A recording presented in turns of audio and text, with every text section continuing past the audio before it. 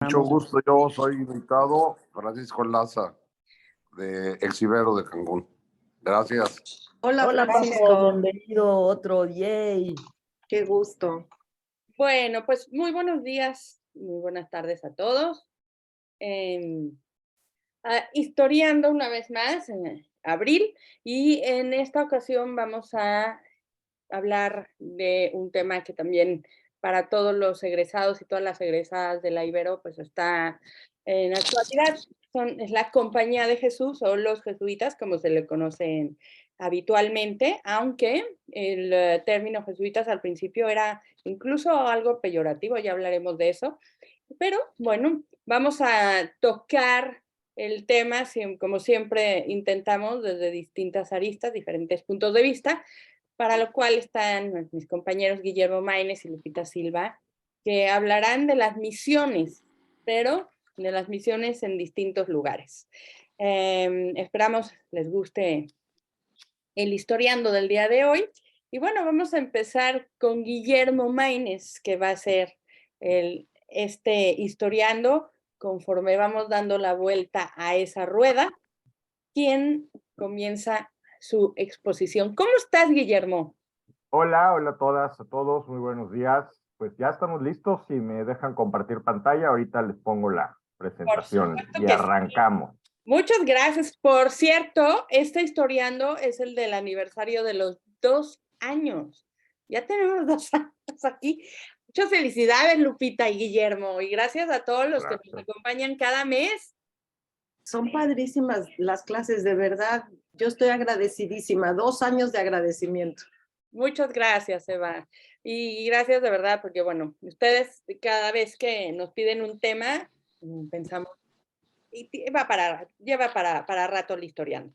Bueno, ahora sí, ya tienes, Guillermo, en la facultad de compartir tu presentación. Después irá Lupita, que nos hablará de las misiones en México, ¿cierto, Lupita? Correcto.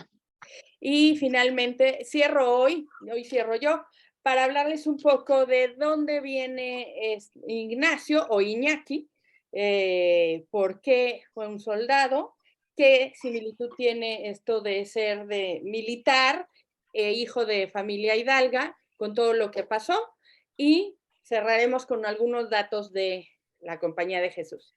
Adelante. Gracias, Guillermo. Bueno, pues yo voy a empezar con la historia de la Compañía de Jesús en Oriente, fundamentalmente Japón y China, donde tuvieron 2 intentos de misiones que, aunque tuvieron algunos éxitos iniciales, pues finalmente terminaron en un fracaso por los factores que vamos a revisar en esta breve presentación. Agradezco, como siempre, que Ana Ortiz Monasterio me hizo la presentación, que siempre quedan muy bonitas. Hoy no nos puede acompañar, pero de todas maneras quede el agradecimiento grabado. Pues aquí está la presentación. Aquí hay una imagen de el monte Fujiyama en Japón, que es donde vamos a ir primero a visitar. Y pues el protagonista central de la historia de los jesuitas en Japón, que pueden ver aquí en un grabado de la época a la derecha, es Francisco Javier, después canonizado como San Francisco Javier. Él se llamaba en realidad Francisco de Jasso y Azpilicueta, muy vasco él. Nació en Navarra, en el castillo de Javier en 1506 y murió a los 46 años en la isla Shangchuan, entre Hainan y Taiwán, para que se ubiquen al sur de China, esperando poder entrar a China, cosa que no logró en su momento. Él fue uno de los fundadores, en 1534, y fue un estrecho colaborador de Ignacio de Loyola. Francisco Javier fue soldado primero, aunque era de la nobleza, y en esa época los nobles pues se hacían soldados, iban a la guerra. Incluso se enfrentó contra Ignacio de Loyola en las guerras que había por el control del reino de Navarra, en esos años en los que España todavía estaba en un proceso de formación e integración nacional que frecuentemente fue violenta. Sin embargo, bueno, no se guardaron rencor, cada quien jugaba para un equipo diferente. Y después de esa guerra, Francisco Javier se fue a París y en 1528, recordemos que esto quiere decir apenas 39, 36 años después de la conquista de América, es muy pronto en la historia de estas relaciones, Ellos se conocen en la Sorbona estudiando, se hacen amigos y fundan la Compañía de Jesús junto con otros compañeros. Ellos intentaron un viaje a Tierra Santa que resultó fallido porque no pudieron entrar por la guerra que había entre Venecia y Turquía en esos años. Estaba cerrada la posibilidad de ingresar como peregrinos a Tierra Santa. Se regresaron a Europa y después de un largo viaje, Francisco Javier fue a dar a Lisboa. Y vamos a ver que Portugal es realmente el país más importante europeo en estas misiones a Oriente. Era de Portugal de donde salían las misiones. Frecuentemente había italianos, españoles, alemanes y jesuitas de otras nacionalidades, franceses también, pero digamos la plataforma de educación, preparación y lanzamiento de estas misiones se daba en Portugal, fundamentalmente en Lisboa, en las primeras escuelas que habían establecido los jesuitas en esa tierra. Con el patrocinio del rey de Portugal, que tenía mucho interés en su alianza con el Papa de la época, el Papa Clemente III, bueno, pues ellos salen desde Lisboa. Es un viaje muy, muy largo desde Europa hasta, sobre todo del extremo occidente de Europa hacia el Japón. Van hacia allá. Es un largo viaje, no había canal de Suez, había que darle toda la vuelta a África. Para que vean ustedes las longitudes del viaje, es hasta 1542 que se establecen en Mozambique, colonia portuguesa, por supuesto, y ahí Francisco Javier pues le repugna profundamente el trato tan inhumano y cruel que los portugueses daban a las personas que habitaban Mozambique, desde luego africanos negros, y le parece pues terrible cómo los portugueses, que fueron colonizadores particularmente crueles, trataban a los nativos. Ahí ya se va dando cuenta que está en otro mundo, que está fuera de Europa y que esto es otro escenario. En 1442-43 se establece en Goa, en la costa occidental de India, donde los portugueses y algunos misioneros, entre ellos jesuitas, ya habían predicado y habían logrado algunas conversiones. Hubo un marajá de estos reyes regionales locales de India que se había convertido, y Goa pues era una colonia que duró mucho tiempo en poder de los portugueses. De ahí sigue su viaje hacia las Islas Molucas, hacia Asia Suroriental, y finalmente el 15 de agosto de 1549, nótese, casi 10 años después de haber salido de Portugal, llegan a Kagoshima, que era la capital del Reino Sur de Japón. Japón en esa época no tenía un reino unificado, no había un solo régimen de gobierno, era un país que tenía un régimen feudal en el que estaban divididos los señoríos. Le llamamos reyes porque pues es la terminología europea, pero había distintas denominaciones para los señores de la guerra que gobernaban distintos cachos de Japón. Esta es la parte sur de Japón. Ellos ahí, aquí ven una pintura de la época también, un poco de cómo eran esas bahías tan fragmentadas y llenas de islotes, que es el sur de Japón, y ellos fundan una pequeña colectividad cristiana en un pueblo llamado Hirado. Luego llegan a Yamaguchi, a Sakai y finalmente a Meako, son otras poblaciones del sur de Japón, y ahí intenta, sin conseguirlo, ser recibido por el emperador, ¿no? Otro término europeo para aplicarle a un señor que dominaba varios señores feudales. No consigue que lo reciba el gobernante, el emperador, pero sí le dicen que no hay problema, que puede predicar, ¿no? Hay una garantía de respeto de que pueden trabajar. Van obteniendo él y sus compañeros algunos éxitos y apoyos, y muchos de los conversos, curiosamente, eran samuráis, es decir, una especie de mercenarios, retainers que controlaban ciertas tropas. Algunos historiadores especulan que el origen militar de Ignacio de Loyola, de Francisco Javier, de algunos jesuitas, pues los hizo tener ciertas cosas en común que convirtieron a estos samuráis en los primeros conversos importantes en Japón. Evidentemente había una oposición de los bonzos locales, de los sacerdotes o ministros de las religiones locales, particularmente el shintoísmo, que es marcadamente diferente al cristianismo. Había un problema, sin embargo, y es que la influencia cultural de China sobre Japón era muy importante en esta época, y es el hecho de que los jesuitas no hubiesen cristianizado antes a China, pues le restaba prestigio a la misión, como que decían, si no has podido convencer a los chinos, ¿por qué te vamos a hacer caso nosotros? ¿No? Esto es también un choque cultural al que se enfrentaron ahí, entre muchos otros. Entonces decide que antes de poder tener éxito en Japón, necesitan los jesuitas penetrar China.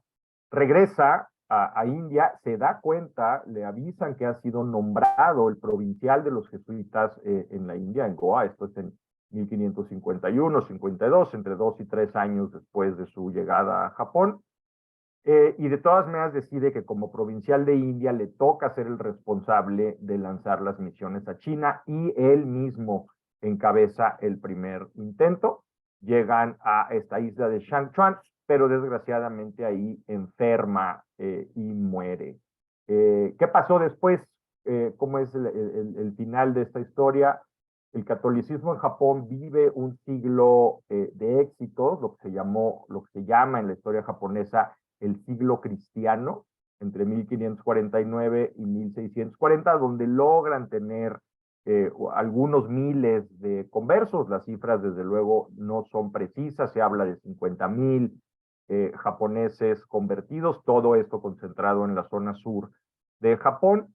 Pero luego, y vamos a ver que esto es todavía más importante en el caso de la misión china, van llegando otras órdenes religiosas, los dominicos y los franciscanos, patrocinados por la corona española. Esto es bien importante tenerlo como contexto. Todas las misiones en todo el mundo, de todas las órdenes católicas, se enmarcan en una doble lealtad, en una triple lealtad de las órdenes. Una, a la propia orden, a las directrices que reciben de los jerarcas de las órdenes en Europa. Dos, la lealtad al Papa. Y tres, y muy importante, las lealtades nacionales. Muchas veces el dinero para estas misiones, que eran muy, muy costosas, venían de las coronas, y las coronas estaban involucradas en un pleito feroz por las colonias desde el descubrimiento, primero de la llegada de los portugueses a India con Vasco da Gama, y luego del descubrimiento de América. Entonces había un triple juego aquí diplomático, político, muy complejo, entre la rivalidad entre las propias órdenes, la posición cambiante del Vaticano, papas iban, papas venían, había conflictos territoriales en Europa entre los estados papales y las distintas protoformaciones estatales que estaban en proceso en Europa, y luego pues el tema de las rivalidades nacionales por las colonias. Entonces, esta convivencia entre jesuitas, dominicos, franciscanos y algunas otras órdenes no era fácil, había mucha grilla interna, se peleaban la titularidad de las misiones. Y estos dominicos y franciscos, en el caso de Japón, venían patrocinados por la corona española. Después de que Francisco Javier se fue, quedaron a cargo de la misión japonesa Cosme de Torres y Juan Fernández. Y aplicaron una estrategia que luego replicarían con mucho éxito en China, que consistía en: hay que convertir a las clases altas, y no en estas sociedades premodernas, tratar de convertir a los campesinos, a los pescadores. Pues una vez la pregunta era, bueno, ¿y mi señor qué opina? ¿No? Había unas lealtades forzadas muy fuertes, y entonces los jesuitas decidieron, bueno, hay que convertir a los jerarcas, a la clase alta, para luego poder ir haciendo un trabajo relativamente protegido, pastoral, entre la población. Es la misma estrategia que veremos en China. Y lo fueron logrando de alguna manera. En 1579 llegó un italiano. También vamos a ver en el caso de China que a la primera oleada de portugueses y españoles, luego va a llegar una fuerte oleada de italianos, enviados, adivinen ustedes por quién, pues por los papas, ¿no? Que decían, a ver, yo necesito italianos allá, necesito controlar desde Roma lo que está pasando, no había medios de comunicación de ningún tipo. Alessandro Balignano consigue una buena cantidad de éxitos, logra fundar 2 seminarios reclutando 55 estudiantes japoneses y dice, bueno, pues es que hay que enseñarles latín, pero híjole, también hay que enseñarles en japonés, porque ahora sí que está en japonés enseñarles latín a estos personajes, lenguas absolutamente diferentes, entonces, del alfabeto, en la pronunciación, en todo. Y esto, como veremos en el caso de China, generó un broncón terrible con la Santa Sede. ¿Por qué? Porque en Europa, y no olvidemos que aquí en 1579 apenas han pasado 62 años de la Reforma Protestante de Lutero, y uno de los grandes pleitos con el protestantismo era la cuestión de la traducción de la Biblia a las lenguas vernáculas. La jerarquía católica insistía en que la Biblia no se podía traducir del latín a ninguna otra lengua. Fray Bernardino de Sahagún se metió en muchas broncas en México por andar traduciendo al náhuatl y al español la Biblia. La Biblia era un poder privado, una propiedad privada del Vaticano, y solo se podía leer en latín y solo se podía interpretar por la jerarquía católica. La gente no podía leer por sí misma la Biblia, y ese es uno de los puntos fundamentales de la ruptura del protestantismo de Lutero y Calvino con la Iglesia Católica. Estos se animaron a enseñar en japonés, todavía no traducían la Biblia, es enormemente complejo, pero sí había este problema. En 1582 se organiza lo que se llama la misión Tensho, en la que los jesuitas logran llevar a 4 japoneses a Roma con el Papa Gregorio XIII, y pues ya conocen y se van formando, se ordenan como sacerdotes estos 4 primeros japoneses. Sin embargo, en 1587 hay una vuelta de tuerca en la política japonesa involucrada con la religión, y en 1587 se emite el primer edicto de persecución. Se ordena la represión de los católicos en Japón. En 1597 hay una terrible escena en la ciudad costera sureña de Nagasaki, donde luego cayó una de las bombas atómicas, por cierto, y hubo 26 mártires crucificados. Los pueden ustedes ver en la ilustración a la derecha. Hay una ilustración gráfica de el martirio de estos 26 cristianos que fueron crucificados boca abajo en la parte de la plaza que se inundaba con la marea alta, y pues se ahogaron ahí. Estos mártires han sido muy conmemorados por la Iglesia Católica, pero luego hubo todavía más. Entre 1597 y 1614 hubo por lo menos registrados 70 martirios de cristianos en el Japón. En 1614, el shogun, que es una especie de rey, el shogun Tokugawa Ieyasu, al que nos vamos a encontrar en la siguiente parte de la presentación, es convencido por William Adams, un mercenario, un pirata inglés que estaba al servicio de la compañía holandesa de Indias Orientales, que estaban construyendo en Japón barcos estilo europeo para la marina de este Tokugawa, de este shogun. Lo convence de que hay que expulsar los misioneros y prohibir el cristianismo. Y entonces, en 1622, dada esta orden, se realiza otro gran martirio, el gran martirio de Nagasaki. A partir de la primera mitad del siglo XVII hay aproximadamente unos 5.500 cristianos asesinados por los gobernantes japoneses. En 1637 hay lo que se llama la rebelión Shimabara, una rebelión de cristianos que resulta en una matazón de 37,000 personas, y los cristianos en Japón pasan a la clandestinidad. ¿A qué los obligaban? Cada año nuevo japonés, que coincidía con el año nuevo chino, los cristianos eran obligados a pisotear imágenes de Cristo y la Virgen. Algunos lo hacían por miedo, otros se resistían y eran ejecutados o torturados. Y se creó lo que se llamó durante siglos los Kakure Kirishitan. Kirishitan es cristiano en japonés. Los Kakure Kirishitan quiere decir cristianos ocultos. y así permanecieron unas cuantas poblaciones ahí dispersas y clandestinas, y en 1865, en la propia Nagasaki, se otorgó el permiso para construir una primera capilla que pueden ustedes ver restaurada aquí a la derecha. Es muy simple, muy linda, pero solo europeos podían usar esa capilla. Para el siglo XIX ya se había abierto Japón a la presencia de extranjeros en su territorio, y bueno, podían tener esta capilla, pero no podían entrar japoneses. Ya estos misioneros, que eran franceses, por cierto, lograron descubrir unos 30,000 Hanare Kirishitan, que quiere decir cristianos separados. Y se llevaron una enorme sorpresa después de 2 siglos de haberse ido los misioneros jesuitas.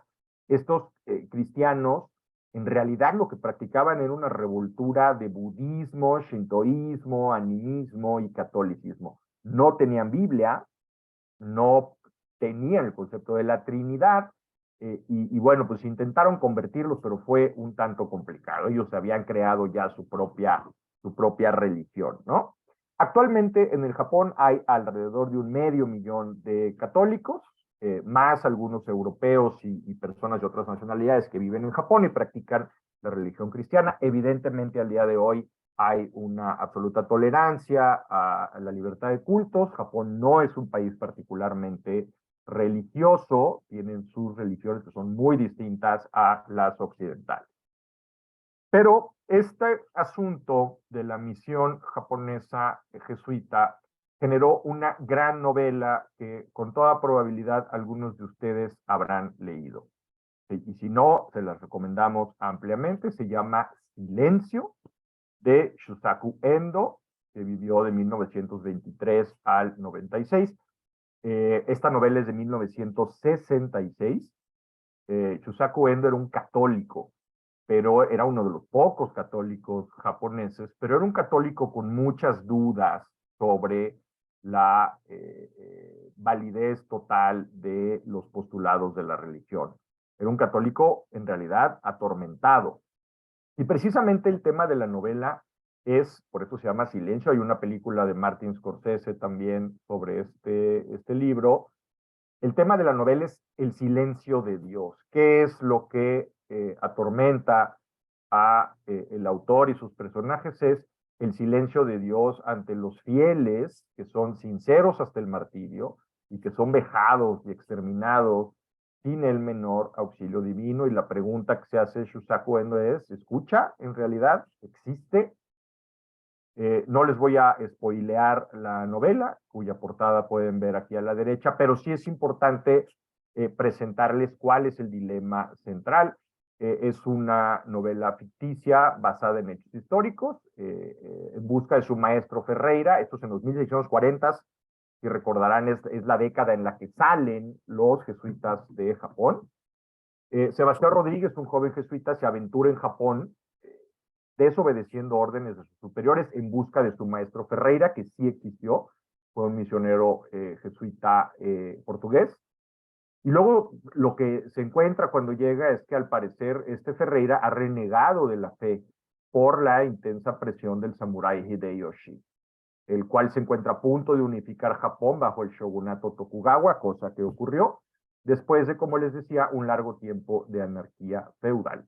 Rodríguez y un compañero llegan clandestinamente a Japón con un guía japonés que conocieron en Macao, Kichijiro, que es el personaje más complejo e interesante de la novela. Es un cristiano atemorizado, mentiroso, débil y cobarde, que a veces ayuda a Rodríguez, pero que finalmente lo traiciona. Aquí lo que hace Shusaku Endo es presentar a Rodríguez como una especie de Cristo y a Kichijiro como una especie de Judas.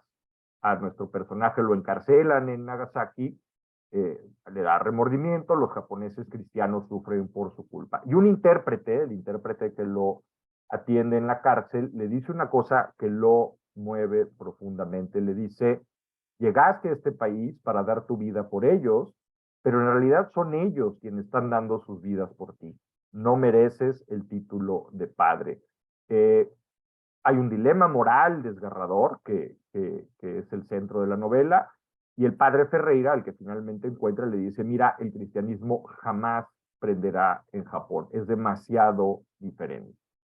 Les recomiendo mucho esta novela, es una novela muy lograda de un gran autor japonés, que por cierto tiene otra novela llamada El Samurái sobre el viaje de unos japoneses a México, en camino hacia el Vaticano. Esto es China, pasamos ahora, dejamos la aventura jesuita en Japón y nos vamos al país de la muralla china, bellamente ilustrada aquí. Es una historia más compleja, voy a tratar de no tardarme mucho. La misión de los jesuitas en China duró de 1579 a 1724, fue mucho más exitosa, fue mucho más duradera, 80 años más duradera, y hay un libro maravilloso que les voy a presentar al ratito que se llama Journey to the West, de Matthew Liam Broderick, que se hace esta pregunta, ¿qué pensaban estas personas, los jesuitas? ¿Quiénes eran? ¿De dónde salían? Y dice, bueno, pues al principio sobre todo eran portugueses e italianos, con algunos alemanes. Era una aventura absolutamente aterradora y fascinante al mismo tiempo. El viaje era espantoso. Más o menos la mitad de los que se embarcaban en Portugal morían en el viaje con enfermedades tropicales, hambre, sed, accidentes, tormentas, etcétera. Pero sobre todo la pregunta que se hace el autor es, ¿cómo se imaginaban que iban a convertir, sin el respaldo coercitivo de un ejército de ocupación, una nación como China, tan densamente poblada, milenaria, con un alto nivel civilizacional e institucional? Y aquí hay un punto importantísimo de recordar en esto. La conversión al cristianismo de los indígenas americanos fue forzada, fue obligada. Los españoles y los portugueses llegaron, conquistaron, derrumbaron los ídolos, tiraron los templos y obligaron a los nativos a convertirse. Algunos lo habrán hecho de buen grado, otros no, pero el caso es que atrás había un aparato militar y de gobierno, pues, con el que no contaban en Asia. Evidentemente, la principal inspiración de los jesuitas en China, pues, era Francisco Javier, el pionero de Oriente, y pues lo que necesitaban para poder hacerlo era una fe ciega, un mesianismo, una poco disfrazada, sed de aventuras y gloria, y esto que es bien importante, la aspiración al martirio, imitar a Jesús en el sacrificio de la propia persona, en el intento de convertir a las personas. Otro aspecto destacadísimo que concierne a nosotros, a los que estamos aquí o a la mayoría, es la preparación jesuita. Es algo que destaca mucho el autor y los historiadores de este periodo. A diferencia de otras órdenes, los jesuitas tenían una preparación académica mucho más sólida. En las escuelas se les enseñaba la investigación, el orden, el método, la persuasión basada en la retórica aristotélica, y la educación jesuita estaba basada en la lógica, en el manejo de conceptos abstractos, en la flexibilidad mental, fundamental para estas misiones, en la vocación del magisterio y sobre todo otro aspecto vital para las misiones, que es el análisis lingüístico, que ya vamos a ver, fue muy importante para poder entrar a China y tener el éxito que se tuvo en esta aventura.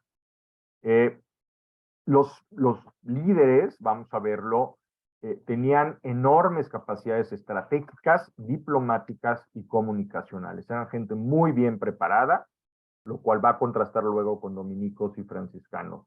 Lograron dominar la lengua mayoritaria, que es el mandarín, que es un gran logro en esos años. Lograron compenetrarse y penetrar la espesa y diversa cultura china, adaptarse al entorno y obtener logros considerables. Estos sacerdotes jesuitas son hijos de la Contrarreforma, como les decía.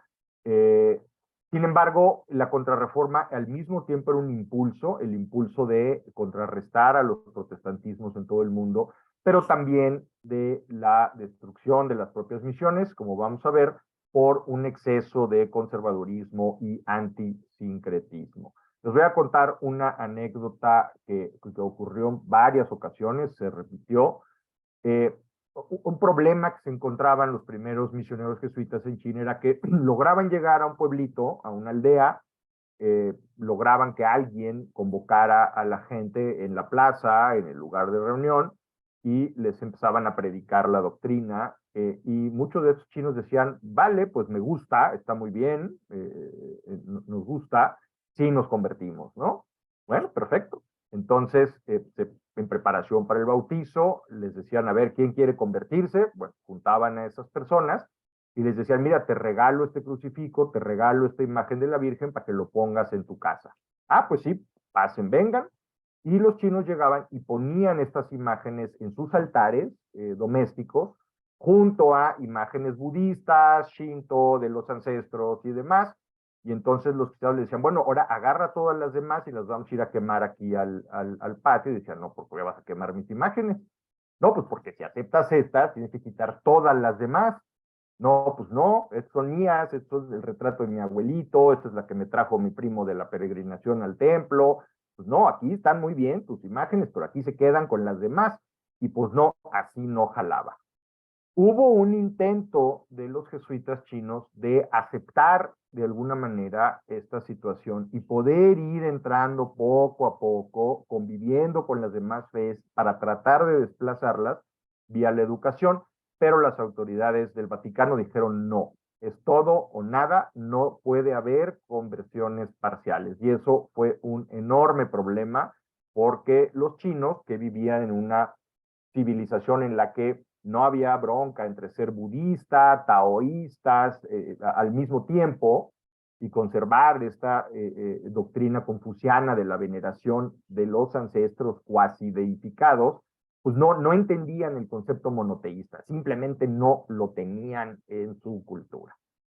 En 1579, Michele Ruggeri logró instalarse en Shaoxing, en el sur de China, fue el primer jefe de la misión jesuita que puso pie ya y se estableció en el territorio de Tierra Firme en China.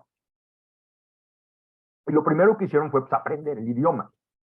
Una vez que lograron abrir la puerta, llegó el personaje fascinante, el más interesante de esta historia, sobre el que se ha escrito muchísimo, Matteo Ricci. Un verdadero estratega, un gran diplomático, un hombre de enormes habilidades lingüísticas, científicas, políticas y demás. Y es Matteo Ricci el que diseña la estrategia ganadora. Necesitamos mimetizarnos con la clase social de los mandarines. Acabaron vistiéndose como chinos los propios jesuitas para poder entrar en una sociedad bien ajena y bien cerrada e impulsar al cristianismo sobre la base de una aparente afinidad con el confucianismo. Esta es una estrategia muy inteligente que funcionó y que luego fue destruida por el propio Vaticano y por las otras órdenes religiosas, por lo que les decía hace un momento. La onda era, pues, convertir a las clases altas, impresionar a los mandarines con la ciencia occidental. Esto fue la gran llave que abrió la puerta. Estos científicos llegaban con un crucifijo y un reloj, relojes mecánicos, como los que no había en China y ya se producían en Europa. Y entonces varios de los sucesores de Matteo Ricci lograron ser directores del Observatorio Imperial, que era un puesto importantísimo que era quienes controlaban la observación de los astros para definir los calendarios religiosos, agrícolas, ceremoniales y demás. Los jesuitas reformaron el calendario y dirigieron el Observatorio Imperial durante muchos años, los apoyaban muchísimo, y incluso algunos mandarines fueron los primeros conversos que se convirtieron en la base del apoyo político. En 1601 lograron entrar a Pekín. Ustedes ven aquí a la izquierda la iglesia que tiempo después se logró construir en la capital china, en Pekín, la iglesia cristiana, jesuita. Y bueno, el siglo XVII pues, vio el auge de la misión, a pesar de algunos episodios de represión violenta. como las famosas persecuciones de Nanking de 1616, y el siglo XVII fue un momento de éxito de los jesuitas ahí. Incluso a los jesuitas les tocó vivir un momento crucial en la historia de China y estar ahí en el momento que ocurrió, que fueron las invasiones manchúes. Los manchúes son un conjunto de pueblos del norte de lo que ahora es China, y estos manchúes, que eran bien guerreros, lograron derrotar a la dinastía Ming e instauraron la dinastía Qing, que capturó Pekín en 1644. Esta historia es fascinante, toda la guerra y cómo estaban ahí los jesuitas en Pekín cuando llegaron los nuevos gobernantes. En esta época surge lo que les mencionaba hace un ratito, que fue muy famoso, muy debatido en Europa y se llamó la controversia de los ritos chinos. Estos jesuitas, a partir de Matteo Ricci, se habían embarcado en un arriesgado sincretismo táctico para vencer las resistencias. El problemita es que no se inhibían en utilizar rituales, objetos devocionales, curas, no en el sentido de sacerdotes, sino de curaciones, exorcismos e incluso magia, que era muy importante para los chinos, para el pueblo chino, y que estaba logrando ir penetrando en esta cultura, pero pues al clero secular y los rivales como franciscanos y dominicos, pues decían que esto equivalía a herejía y demandaban una mayor ortodoxia teológica. Hay que recordar que los jesuitas siempre han sido una especie de oveja negra dentro de la ortodoxia vaticana. Se han sido muy audaces, intelectualmente muy aventureros, muy inteligentes, muy preparados en política, en estrategia. Su origen es militar. Pero bueno, pues se enfrentaron a la ideología de la contrarreforma y les decían, no, nada de que vamos aquí jugando en corto y penetrando poco a poco la cultura. Aquí tenemos que demandar conversiones estrictamente apegadas a la ortodoxia vaticana. Esta cuestión, la controversia de los ritos chinos, que también tuvo repercusiones en América, África y otros lugares de Asia, porque pues el problema era el mismo, las diferencias culturales que hacían difícil llegar y de la noche a la mañana sustituir religiones ancestrales con una religión totalmente nueva. Y fue una de las causas del fracaso final.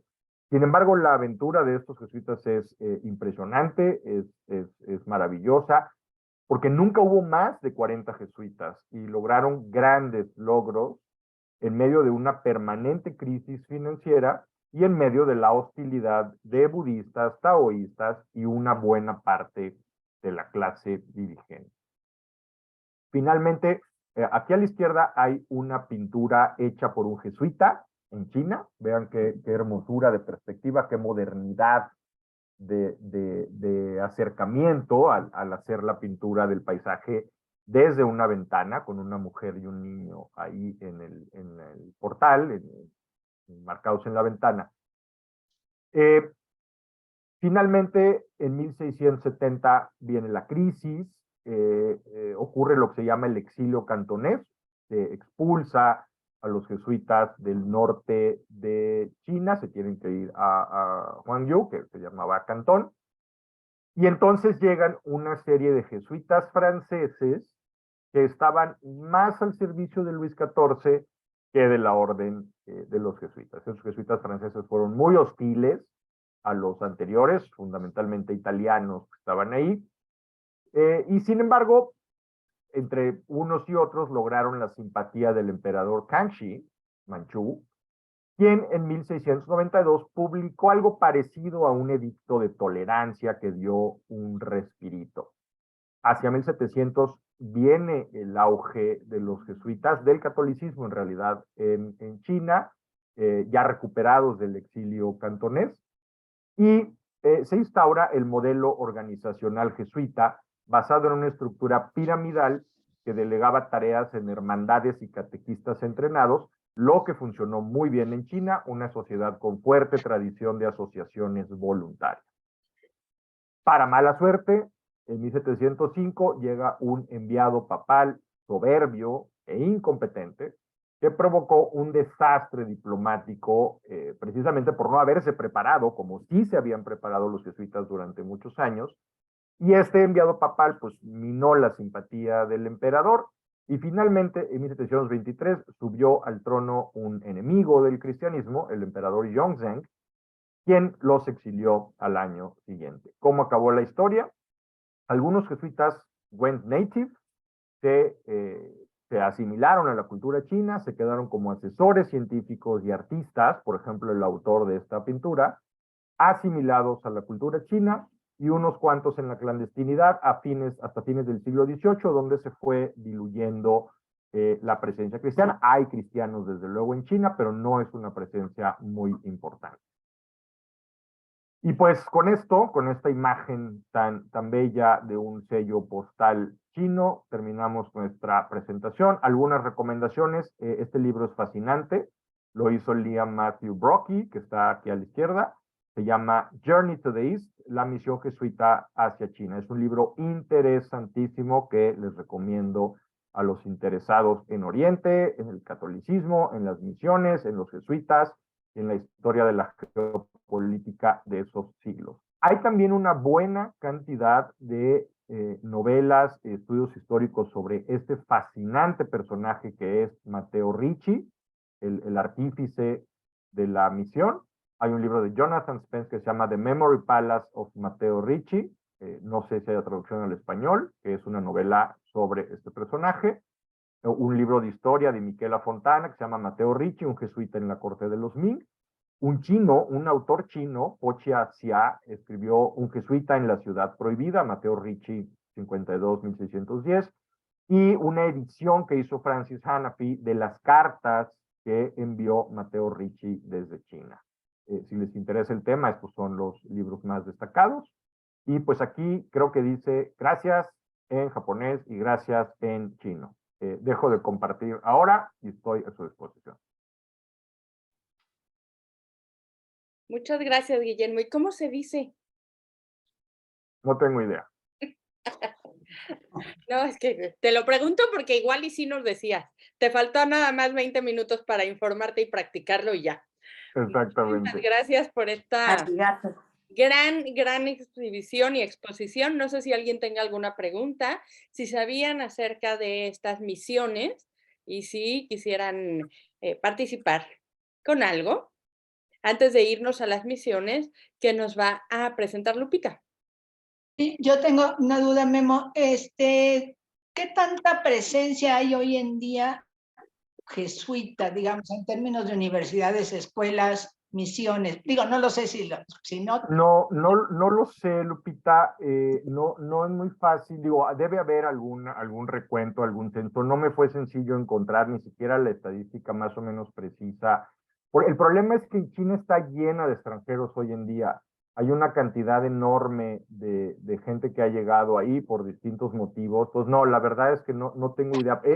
Único que sé es que es una presencia bastante marginal, porque el Partido Comunista Chino no es muy afín a esas cosas. No es particularmente represor, pero no es muy afín a la tolerancia en ninguna orden de la vida pública, ¿no? El régimen chino es un régimen totalitario, represor, y no debe haber bronca para los extranjeros que quieran practicar. Debe haber algunas escuelas, algunas misiones, pero no, la verdad no lo sé.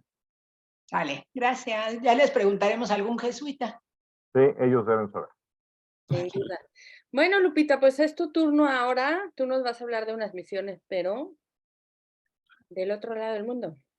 Así es. ¿No me dejas compartir, por favor? Ya está, ya lo tienes listo. Muchas gracias. A la primera. ¿Qué tal, Mayra? Cuando quieras venir a estas reuniones, No, pues ya me voy a hacer adicta, porque son las misiones me bienvenidos. encantan. Bueno, pues aquí tenemos a Lupita. Ahí está, se ve perfecto tu PDF. Espérenme tantito. Aquí está ya.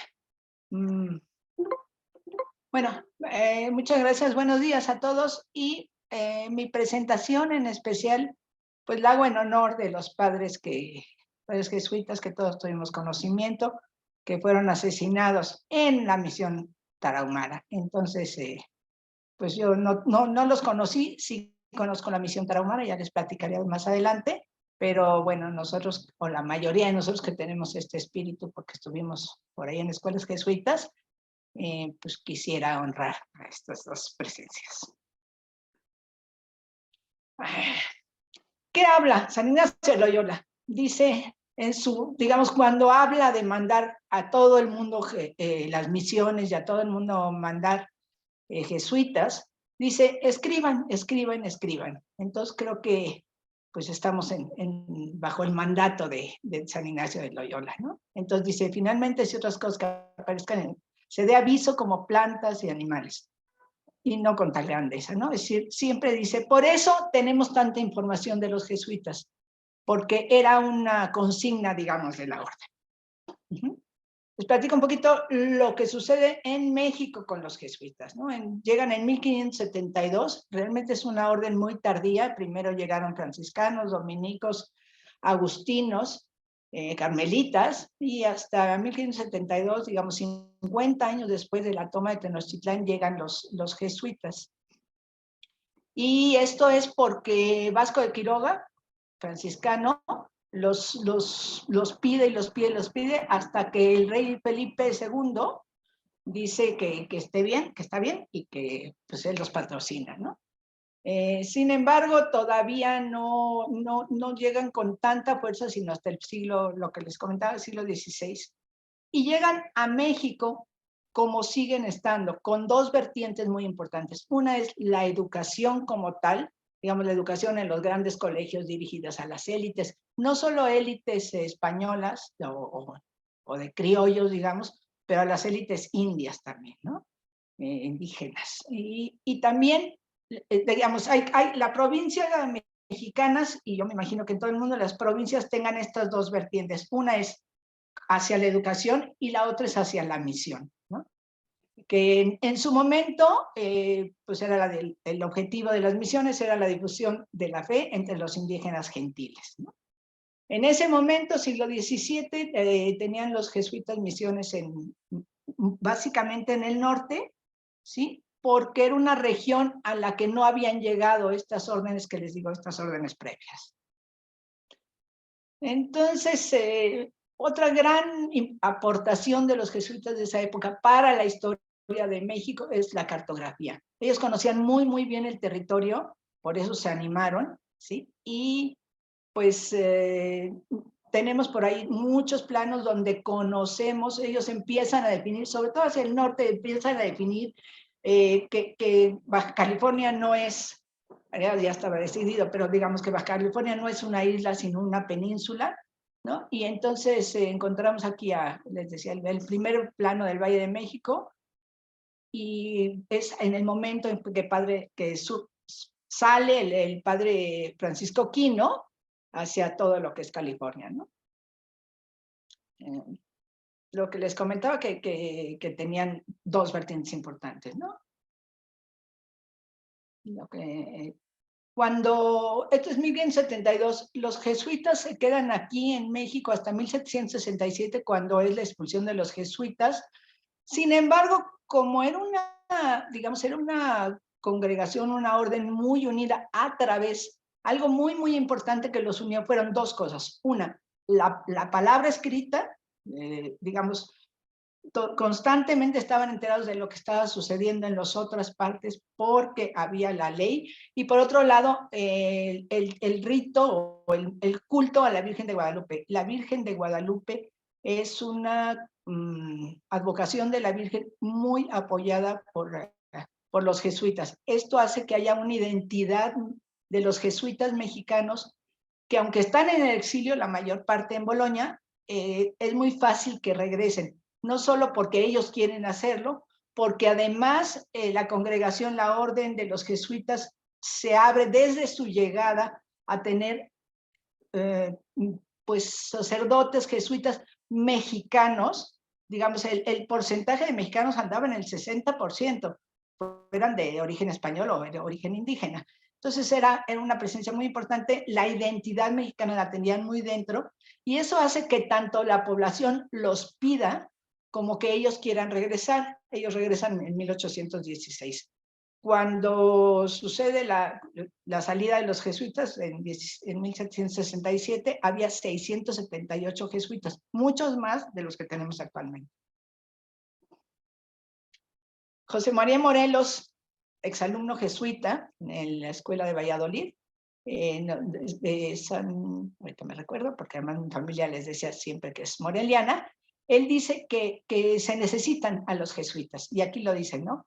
Necesitaba su apoyo para su enseñanza, y los pueblos y gentiles, misioneros activos y laboriosos, que anunciase el evangelio hasta las más remotas regiones del vasto occidente. Estas son palabras de José María Morelos solicitando que por favor regresen los jesuitas. ¿Qué sucede? Bueno, como les comentaba, ellos se van hacia California. Era un territorio pues muy ignoto, muy difícil, y decía que solamente buscando la gloria de Dios podrías abarcar o llevarte al norte, ¿no? A esta zona, ¿no? Entonces, en 1697 entraron en la parte del norte y siguiendo la premisa, digamos, hacia los hermanos más pequeños, dice, siguiendo el versículo que dice, lo que hicisteis con alguno de estos mis más pequeños hermanos, conmigo lo hiciste. Y entonces, cuando ya en 1700, cuando es la expulsión de los jesuitas, ya tenían 12,000 indios en 18 centros misionales. Estamos hablando del siglo XVII. Perdón, 18. ¿Sí? Nuevamente, San Ignacio de Loyola dice que lo que se escribe, y esto es para nosotros, para nuestros grupos de escritura, dice, lo que se escribe es mucho más de lo que se habla. Dice, porque la escritura se queda y siempre da testimonio. Creo que esto es pues algo que nos identifica como comunidad. Aquí este plano no es muy bueno, pero bueno, es un plano jesuita, ¿sí? De las primeras cartografías, donde podemos ver en la parte de California, sobre todo los jesuitas empiezan por la sección de la Pimería, es decir, al norte entre Sonora y hasta California, ¿no? Entonces, ahorita vamos a ver algunos ejemplos de fundaciones jesuitas, y les decía, se van hacia California. Ahora, con muchas de las misiones se encuentran en Nuevo México, Arizona, digamos, en el momento que perdimos esa parte del territorio. De plano tampoco es muy bueno, pero nos dice que cuando vamos de vacaciones a Loreto, digamos, es con una fundación originalmente jesuita, Santa Rosalía lo mismo, ahí también llegan los dominicos, que son las poblaciones que están marcadas con azul.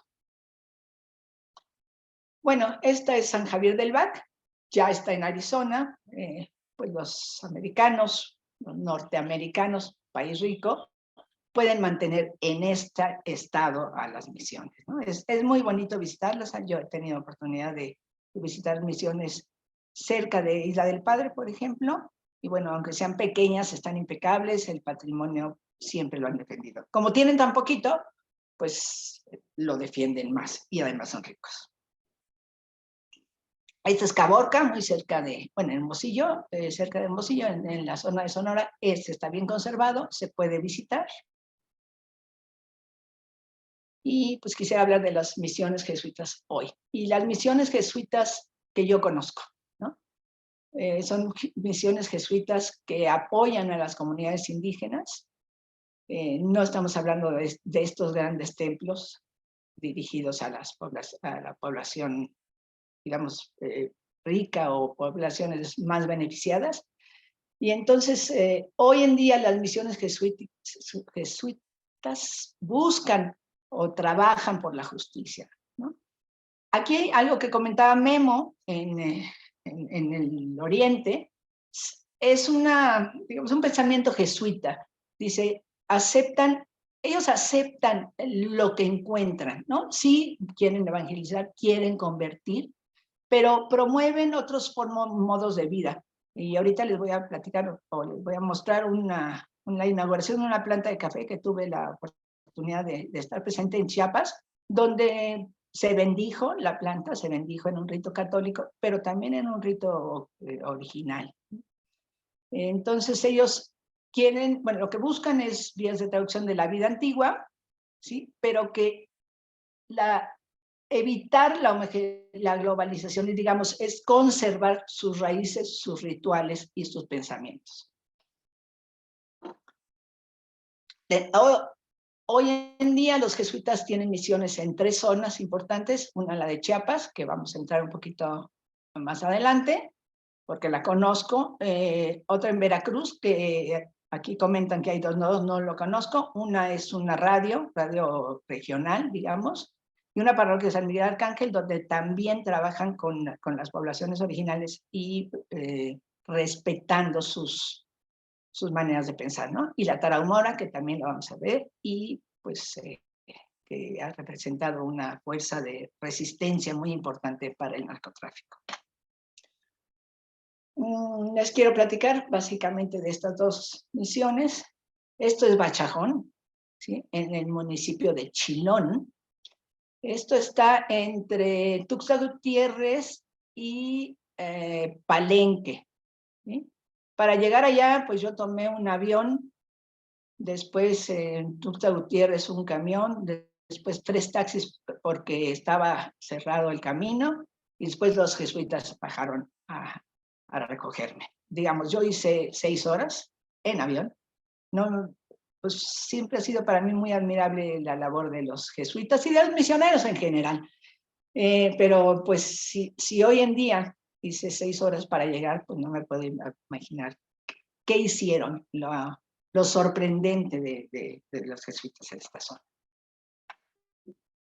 Entonces la iglesia de Bachajón, ¿sí? Aquí vemos como un sincretismo, digamos, los sacerdotes, este es el obispo, ¿sí? Por eso tenemos una presencia muy importante en todo Tuxtla, perdón, en todo Chiapas.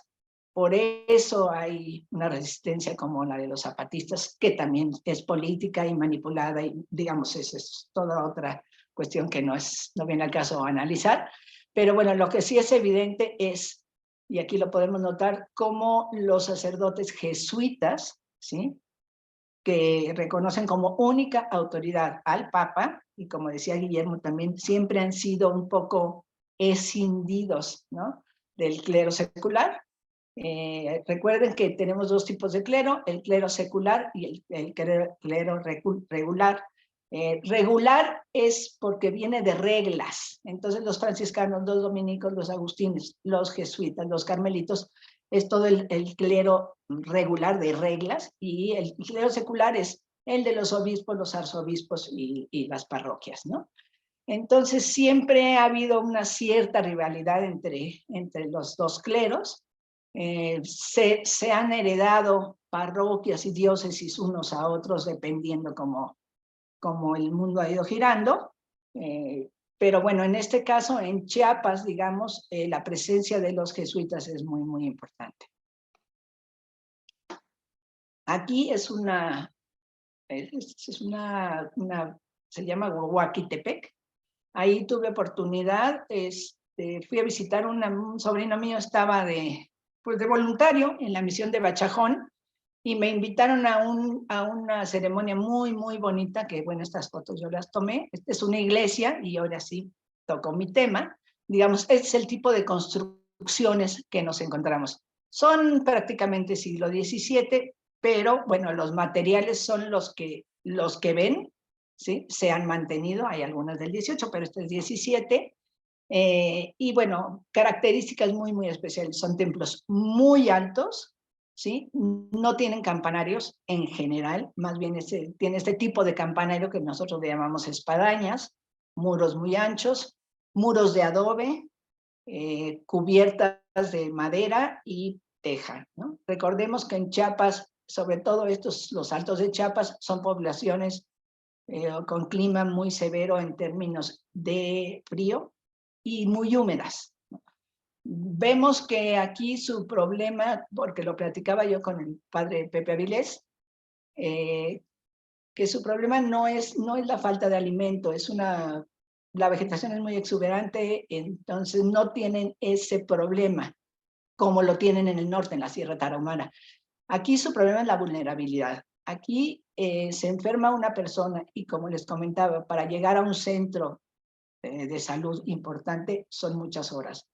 Hay desnutrición, también porque no hay un buen concepto, digamos, y es una población pues que no tiene mayores recursos.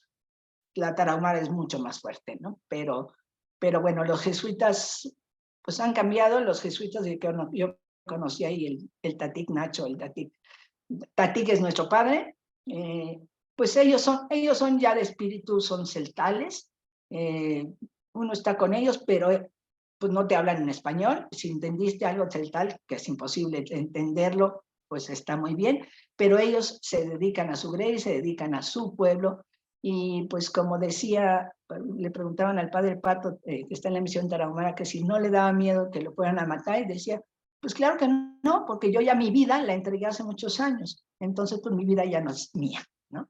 Y así están, ¿no? Aquí, hablando de las Biblias y las traducciones, hay una traducción al celtal muy importante, hecha por Eugenio Maurer, en el siglo XIX, y es como muy representativa de lo que hicieron los misioneros desde que llegaron y se fueron y regresaron y siguen haciendo lo mismo. Las misiones ya son mucho menos, como comentaba, son básicamente en 3 estados la presencia en términos de misiones.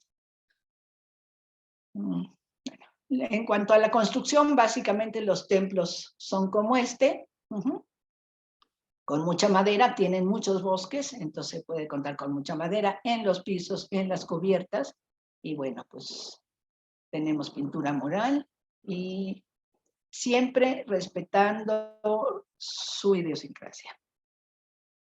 Aquí está Pepe Avilés, que les comentaba, ¿sí? Con bordados típicos de la zona. Y esta es la fiesta que me invitaron, que fue un cambio de capitanes. Fue muy interesante. Les platico rápido. Los capitanes son las segundas autoridades originales. Se cambia cada determinado tiempo.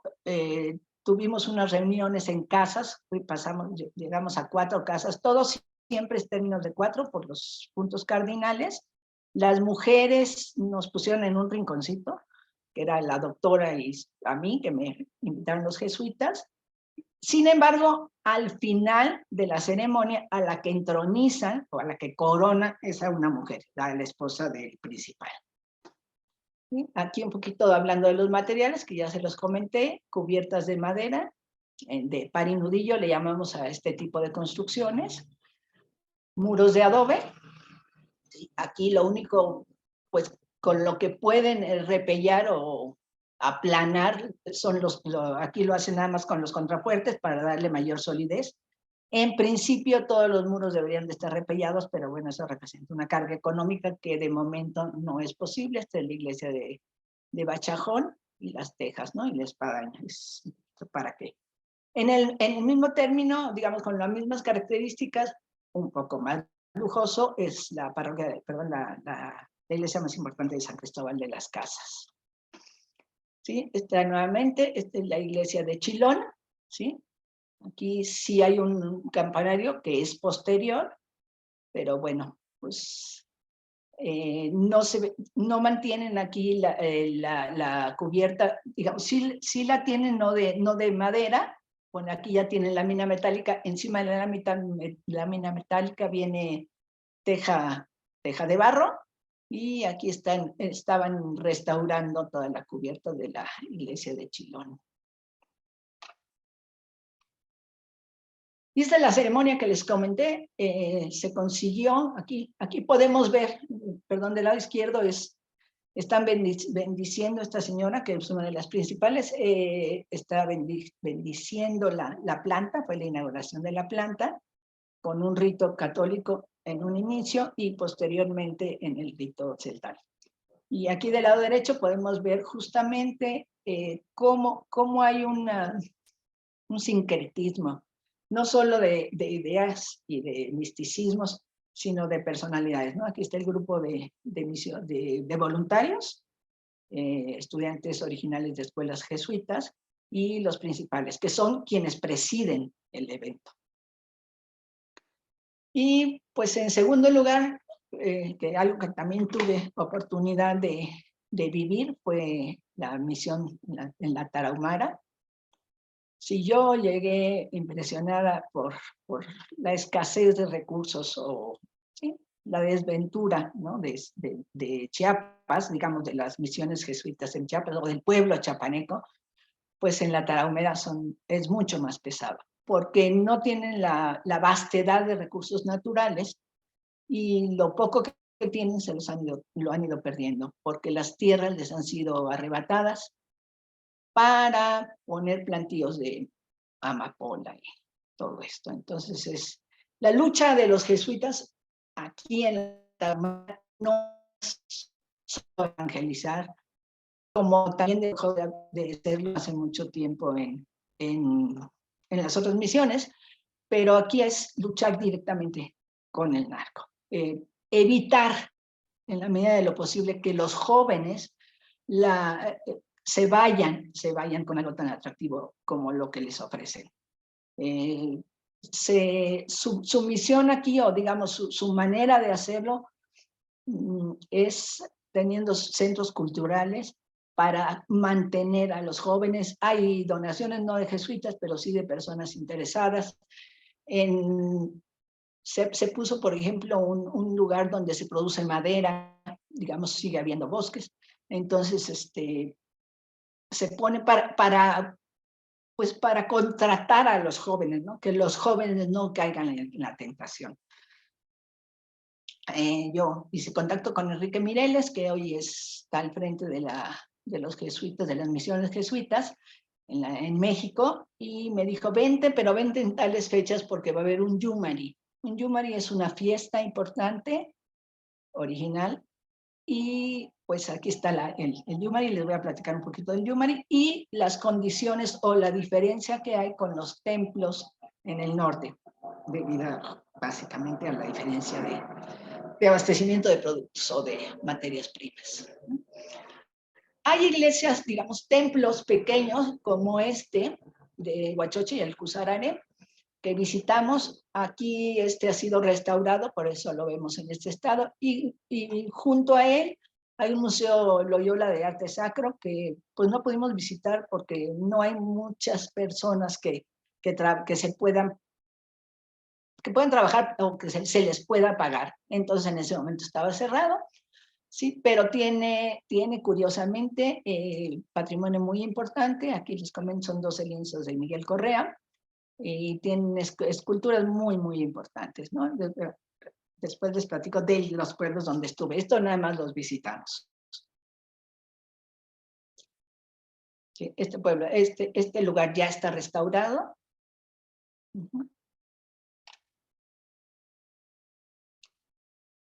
Este es igual que Cusarane, sin embargo, las fotos anteriores son las fotos turísticas. Este es el estado en el que se encuentra hoy en día. Como ven, las cubiertas de tejamanil o de corteza de árbol, pues están más deterioradas de lo que nos marca la foto. Sí, los recursos siempre son muy pocos.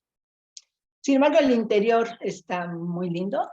Se ha rescatado la pintura mural, se han mantenido las cubiertas, y pues a mí que me gusta todo esto, tiene unas escaleras muy interesantes, muy angostas. El trabajo de la madera es muy, muy, muy, muy bonito, ¿no? Los pavimentos, los pisos se mantienen con la madera original y pues justamente de madera. No, aquí no han entrado las losetas, no han entrado los firmes de cemento. Esta es una planta básica de las construcciones de la zona, una planta en cruz, con una sacristía al lado. Algunas tienen, como en este caso, un campanario, que siempre son posteriores, y lo podemos notar, siempre en los planos. Fíjense, por favor, los muros anchos son los originales. Aquí vemos que el campanario es posterior, ¿sí? Cuando nos dedicamos a esto, y ojalá que ustedes lo vayan haciendo, acérquense, vean qué es la parte original, qué es lo nuevo, y es muy fácil, de verdad es muy fácil saberlo, nada más midiendo un poquito esto, ¿no? Viendo cuando se tienen derrames en las ventanas, cuando los materiales, cuando no se han cambiado las cubiertas, cuando en los pisos seguimos teniendo maderas. Este es el pueblo donde se llama Samachique, digamos, la región se llama Samachique, el pueblo del Guaquil, es que me tapa aquí algo, pero bueno, ya se me olvidó el nombre, pero bueno, aquí ustedes sí lo ven, Guaguachique, ¿sí? Y este es el pueblo donde yo llegué, ¿sí? Para llegar aquí aproveché para darme un paseo por el Chepe, digamos, partí de la ciudad de Chihuahua, volé a Chihuahua y de ahí me fui a una boda en Hermosillo. Entonces tomé el Chepe, que era un recorrido que se los recomiendo, tenía muchas ganas desde hace muchos años. Y bueno, me bajé en Krill. En Krill estuve con el padre Pato, que les comentaba que es ahorita quien está pues al frente y es quien ha dicho, hablando del asesinato de los jesuitas del año pasado, es el que dice que aunque haya aparecido ahorita el asesino, pues eso todavía no es justicia, ¿no? Y esta es una declaración de la semana pasada. Estuve con ellos, tienen un centro de salud muy importante, y de ahí tomé un camión hasta Guaguachique, ahí me recibieron los jesuitas, y bueno, pues hice estos recorridos que les estoy comentando, y aquí ya les voy a presentar la fiesta en sí, el Yumari, ¿sí? Donde lo importante aquí, algo nosotros que nos dedicamos a este asunto, digamos, el templo es lo de adentro, pero en este momento, como son muchas personas y los indígenas, digamos, los originales están acostumbrados a tener sus ceremonias al aire libre, digamos, el adentro se vuelve fuera, ¿sí? Entonces, la plaza que está rodeada con este murito que vemos aquí del lado derecho, y esta foto que está tomada desde adentro del templo, ¿sí? Lo importante es lo de afuera, no lo de adentro. Aquí están preparando ya la fiesta. Y bueno, estas son las características de los templos. Les decía, los recursos son más limitados, entonces sus iglesias son también más sencillas, ¿no? Además que ellos no pueden tener grandes ventanas, no pueden, el clima es inclemente. Entonces aquí está el padre, pues el acceso, y del lado derecho vemos la capilla, mucho más sencilla. Fuimos a visitar otras dos capillas que se están restaurando, una que se llama Huachi y otra Guaguachiqui. Y pues aquí nos hablan, digamos, en sus términos, en sus posibilidades, como cuando fue fundada cada una de las iglesias. Estamos hablando del siglo XVIII, y las personas, le dan un reconocimiento a las personas o a los sacerdotes que han hecho un esfuerzo por mantener el patrimonio. El Centro INA de Chihuahua los apoya mucho, los orienta mucho para que ellos con sus mismos recursos y su mano de obra propia puedan llevar a cabo las restauraciones. Aquí, por ejemplo, fuimos a visitar esta iglesia, ¿sí? Que está ya restaurada, y pues me mostraron, ¿no? Me mostraron cómo tienen ellos, cuando visita el Centro INA, les ponen sus tareas, ¿no? Entonces ellos apuntan, ¿sí? Hay gente entrenada ya en hacer aplanados de cal y arena, y pues van resolviendo conforme van pudiendo, conforme hay mano de obra, conforme llegan recursos, ¿no? Pero la presencia, pues, jesuita sigue ahí. Y bueno, este es el Yumari, ¿sí? Se empieza se cocina un puerco. No, creo que es una res, sí, es una res para todo el pueblo, se cocina en una casa. Los mayores ya no pueden hacerlo y llevar a cabo la comida, pero lo hacen personas encargadas, mujeres básicamente, y se da alimento a todo el pueblo. Y pues aquí está una fotografía. Esta fotografía de la del centro no es mía, es una publicación, y las demás sí. Y pues es muy, muy, muy impactante. Los sacerdotes solamente acompañan, digamos, no tienen un papel preponderante en la ceremonia. Y bueno, pues como dice Guillermo, lo que nos toca es recomendar libros. Me encontré en el Museo de CRI estos dos textos que pues, nos acercan mucho a lo que está sucediendo en estas. Nuevamente, ¿sí? ¿Qué sucede? Las misiones jesuitas, ¿sí? Es un diálogo en comunidades, puentes interculturales. Los pueblos indígenas son maestros del evangelio. Y entonces ellos son semillas del verbo. Así los ve la comunidad jesuita. Estas son las referencias a las que me acerqué. Y bueno, pues hay videos muy importantes. Acérquense, aquí los pueden ver. Se ha escrito mucho. Tenemos justamente ahorita cuando estamos festejando nuestros 80 años, hay una... Cristina Torales ha producido mucho material acerca de las misiones y pues nos hace entender muy bien no solo la misión en sí, sino el espíritu jesuita dentro de esto. Y es todo por mi parte.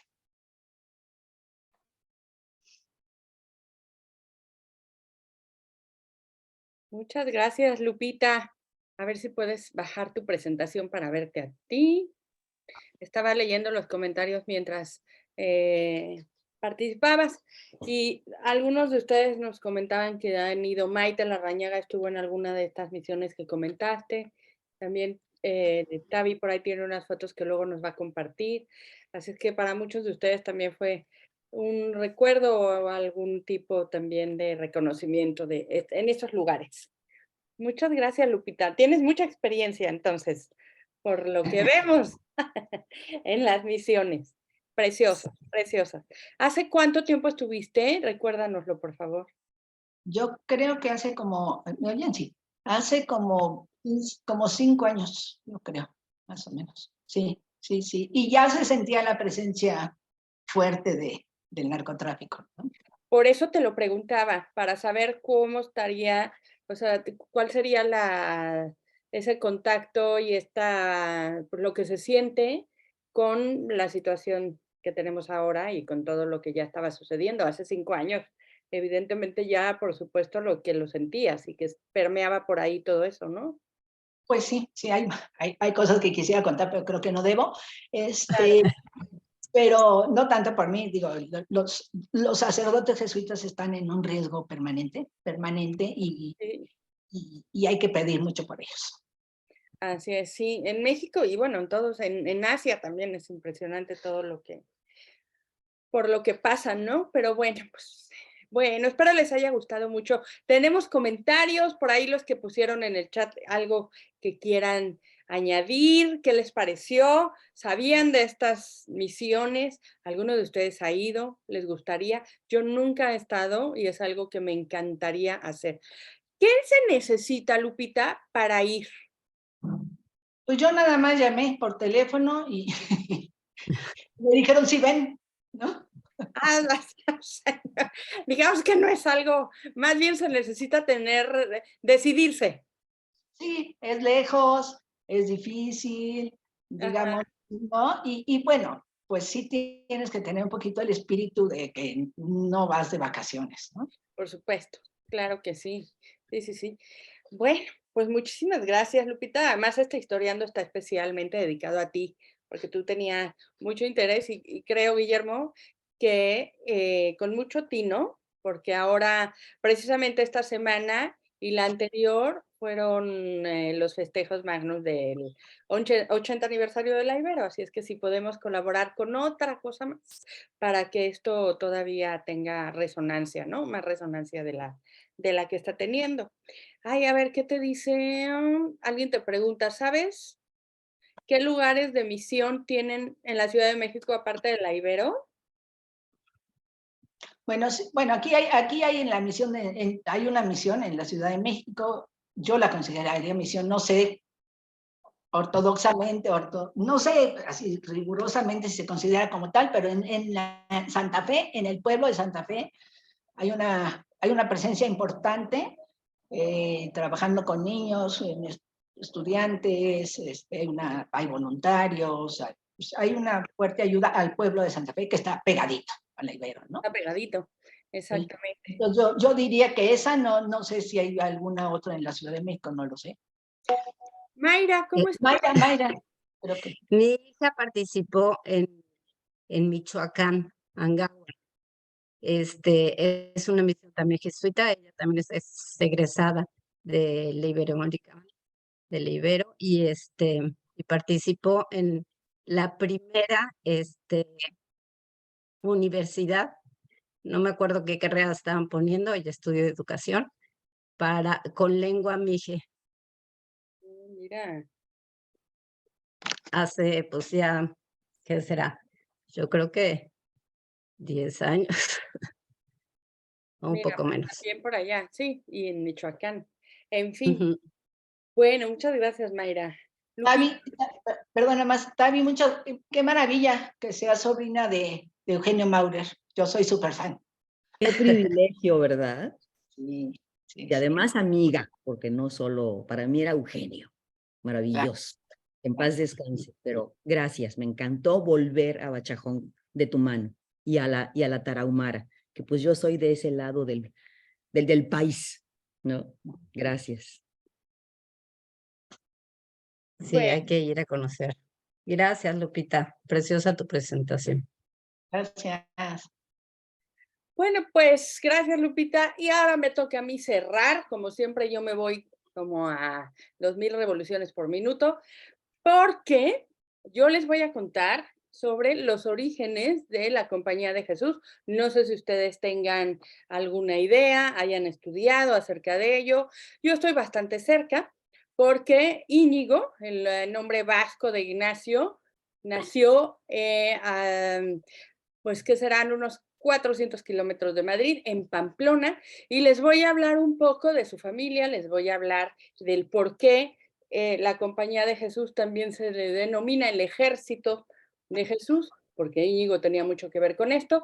También les voy a platicar un poco sobre su conversión, sobre el sitio de peregrinaje de ahora San Ignacio de Loyola, y algunos datos por ahí que a lo mejor no se saben, como dónde dio la primera misa ya siendo sacerdote, unos dos datos ahí que también son muy curiosos, pero que me encantan, porque gracias a ellos fijamos el aprendizaje y recordaremos mejor y desde otro punto de vista a los jesuitas. Y por último, también les voy a contar muy brevemente, porque esto de meternos a la historia en 20 minutos, pues es algo así como un chiste, ¿no?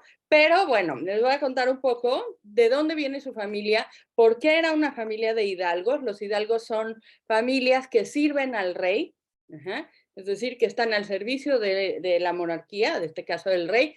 La de Íñigo era una familia de hidalgos y les voy a contar por qué. Pero bueno, ya sabemos nada más a grandes rasgos que los europeos pues son como una familia de primos que se quieren, se pelean, se pelean, se quieren, se quieren, se pelean, se quieren pelear, ¿sí? Entonces, más o menos esto es lo que vamos a ver en mi presentación. Prometo ser breve y, por supuesto, después se las daremos junto con las de mis compañeros para que la puedan ver de una manera mucho más tranquila ya en sus casas, ¿no? Bien, pues entonces voy a compartir la pantalla y espero les guste lo que tengo preparado para ustedes. A ver, no sé por qué esto. Ahí espero estén viendo mi PDF. Y bueno, yo me voy a historiando la Compañía de Jesús y a su fundador, Ignacio de Loyola. Vamos a ver primero, por supuesto, los orígenes, ¿no? Porque hoy en día se conoce a los jesuitas como jesuitas, evidentemente, pero en realidad el nombre correcto y el nombre con el que se fundó es la Compañía de Jesús. Sin embargo, San Ignacio nunca se denominó jesuita, tampoco pretendía en realidad fundar una gran orden o una orden estricta en sus inicios.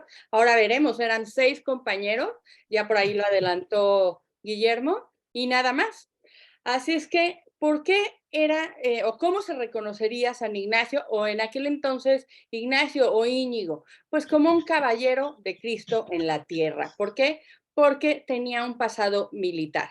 Les voy a platicar cómo es esto del pasado militar y Ustedes si leen la historia de la Compañía de Jesús o de esta orden de los jesuitas, se darán cuenta que en los primeros documentos oficiales reconocidos, en realidad la palabra jesuita no aparecía, porque era una forma algo peyorativa de denominarse. Al final quedó como jesuita porque el significado etimológico se acerca a lo que significa un pequeño Jesús, y es como ellos se sienten, ¿no? Entonces, esto es lo primero que tendríamos que tener en cuenta. ¿Por qué el nombre? ¿Por qué esto de jesuitas? ¿De dónde viene? ¿Y qué era lo que ellos querían resignificar con llamarse así? Ahora, este es su fundador.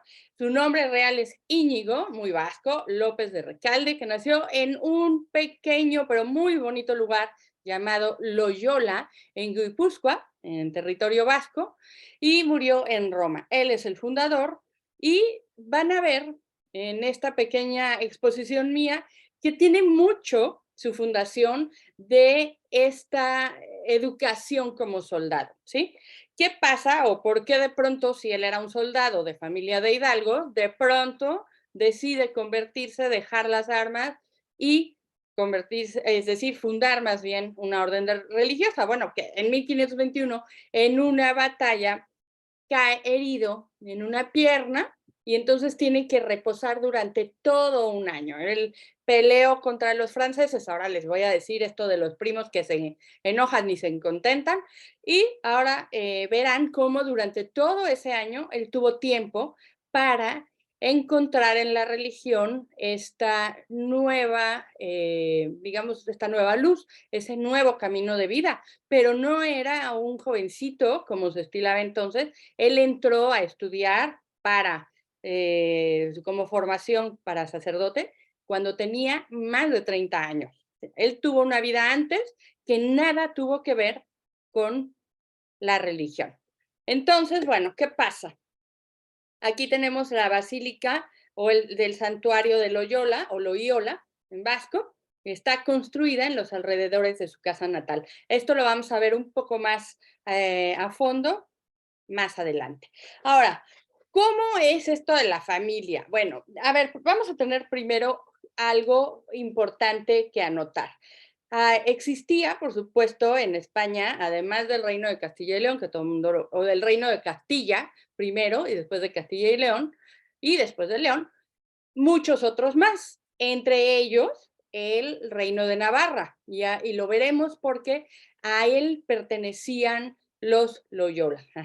Fue una familia, como les comento, cuya condición de hidalgo era muy clara y manifiesta, es decir, ellos servían al rey, y en realidad de lo que se trata era más bien de estar, además de a su servicio, de apoyar. ¿Por qué?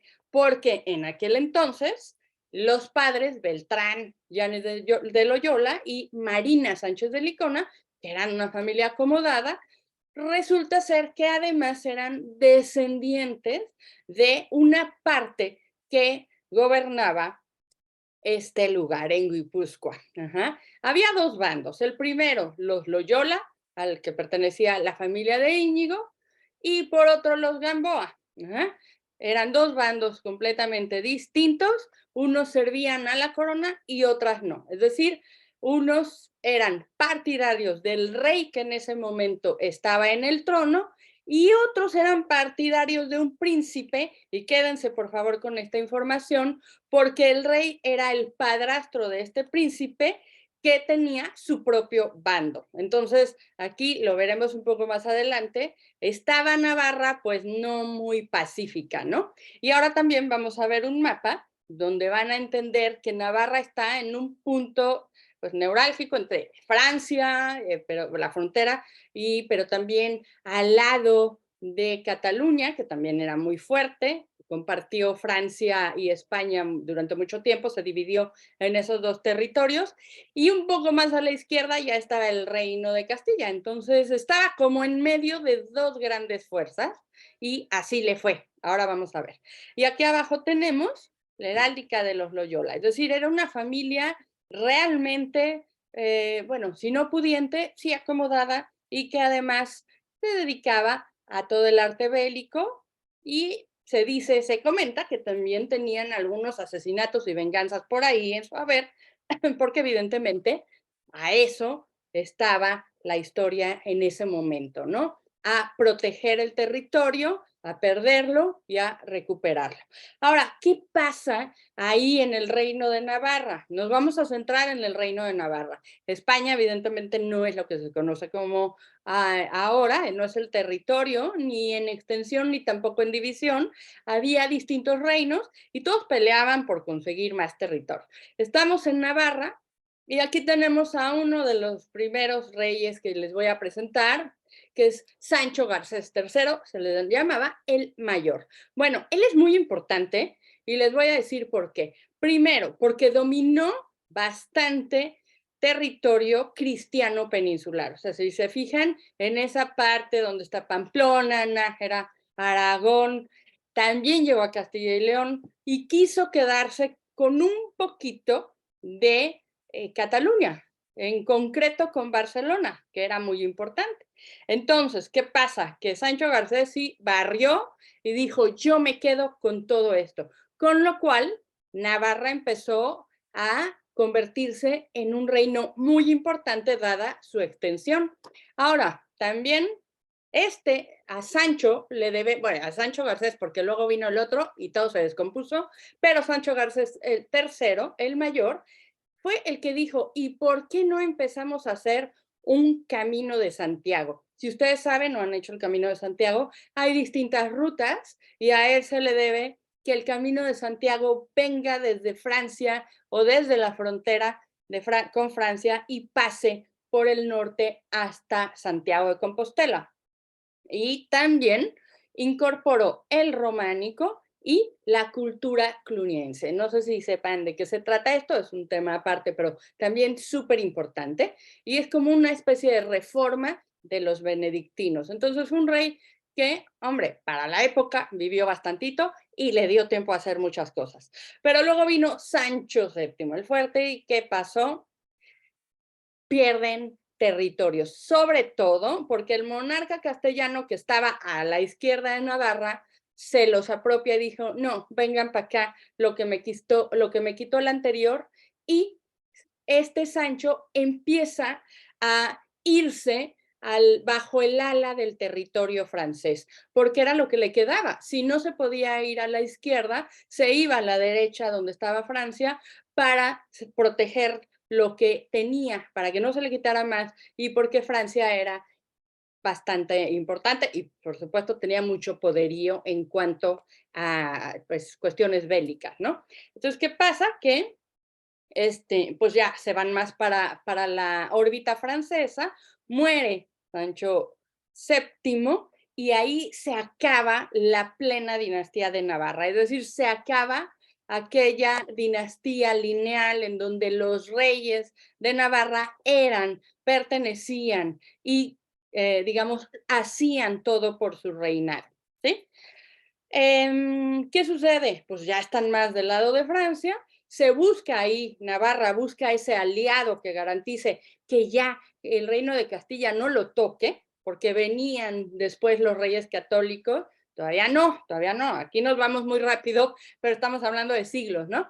Pero ya venía esta historia de que por supuesto iban a ser incontrolables los reyes de Castilla y después de Castilla y León, y finalmente se acogen a Francia. Sucede que viene entonces Carlos II y después Carlos III de Navarra, no el Carlos III de la Puerta de Alcalá, ese es otro Carlos. Seguimos en Navarra y aquí este Carlos III dice, bueno, ya que estamos protegidos por Francia, ya que podemos tener esta cierta fortaleza de nuestro reino, vamos a relajarnos, vamos a bajar esta tensión y hay un momento de prosperidad material, cultural, está el esplendor del gótico navarro, que es una belleza. Si ustedes conocen esta parte de España, verán que es una exposición al aire libre, es que no sabes a dónde voltear de la belleza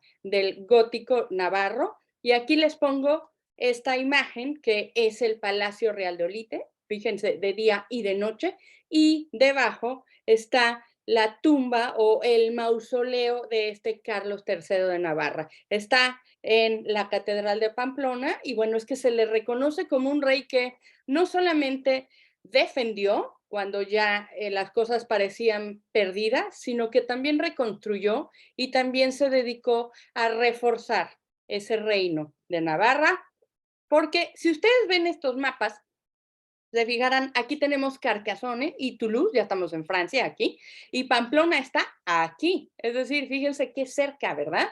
Abajo tendríamos el Reino de Aragón, y si nos fuéramos un poco más para acá, acá está el río Duero, estaríamos hablando ya de Castilla y León, ¿sí?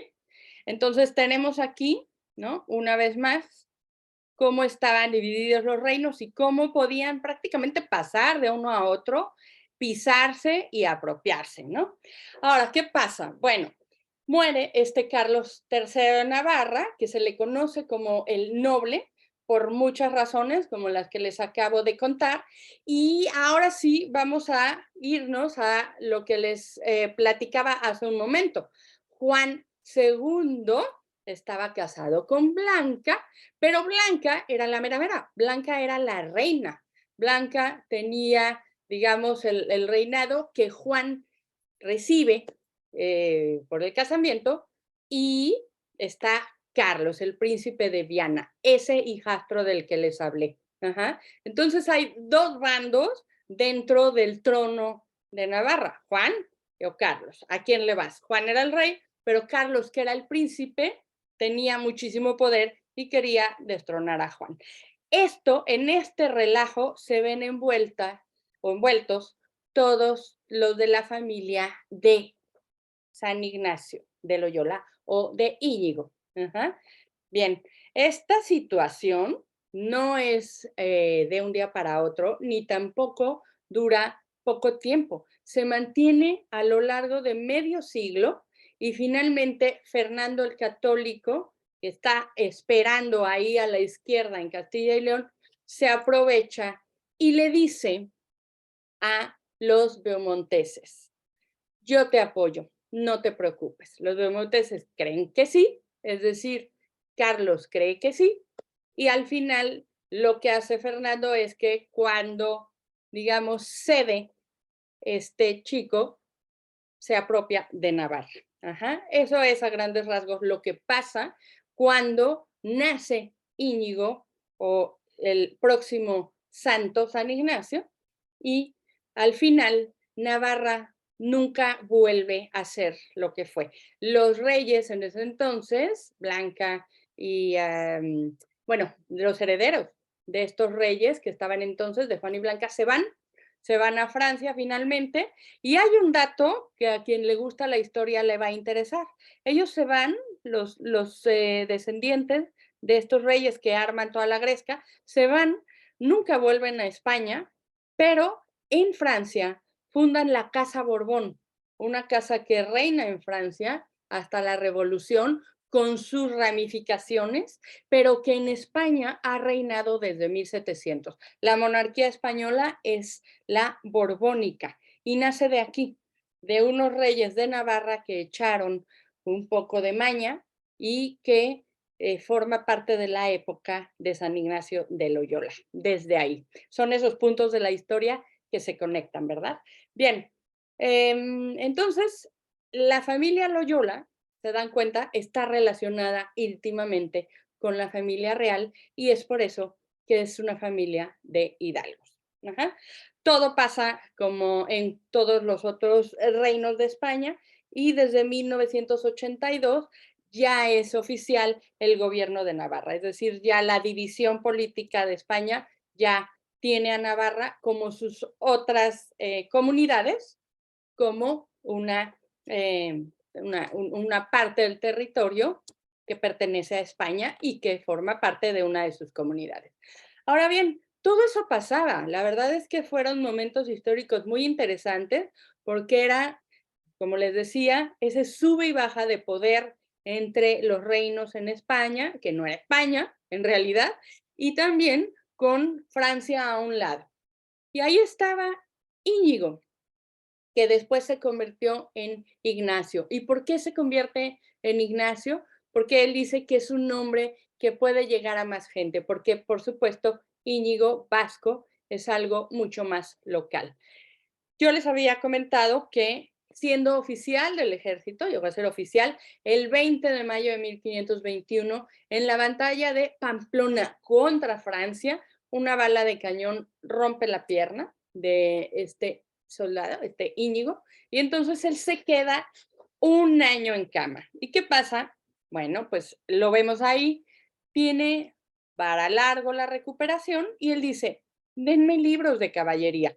Por supuesto, por su condición en el ejército, él le gustaba este tipo de lectura, pero al terminar, ¿qué dice? Ahora, ¿con qué me sigo?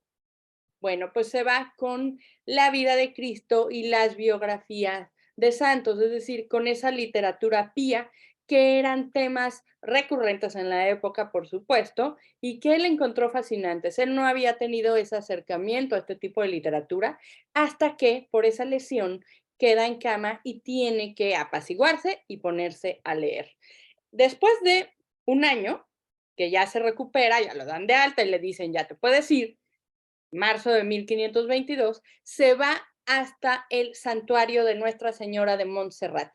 Esto es, en Cataluña, como vimos en el mapa, estaban al lado, y ahí está en vigilia. Este sería como el momento en donde él dice que le llegó esta inspiración divina. Ya estando ahí en este santuario, trabajando, limpiando, orando en este santuario, se queda en vigilia durante toda una noche y dice, algo me llegó el mensaje de que tengo que cambiar mi vida. En ese momento amanece, deja la espada de soldado en el altar y se quita la ropa, se la da a un pobre, se viste ya con una especie ya de hábito tosco, ¿no? Y unas sandalias. Ese es el parteaguas en la vida del que fue un soldado de familia de hidalgos, muy cercano a todo lo que sucedía con la monarquía de su reino de Navarra, para pasar a ser lo que él denominó después un soldado de Dios.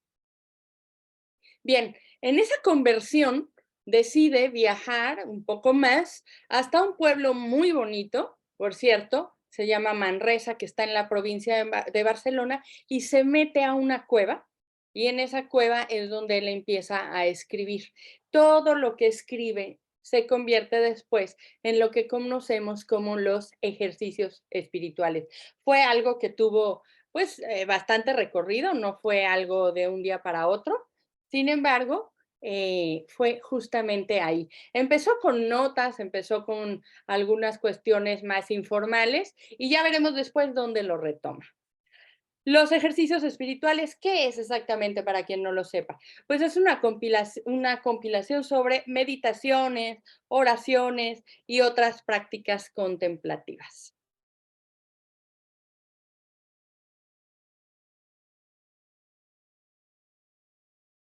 Denme un segundo, por favor.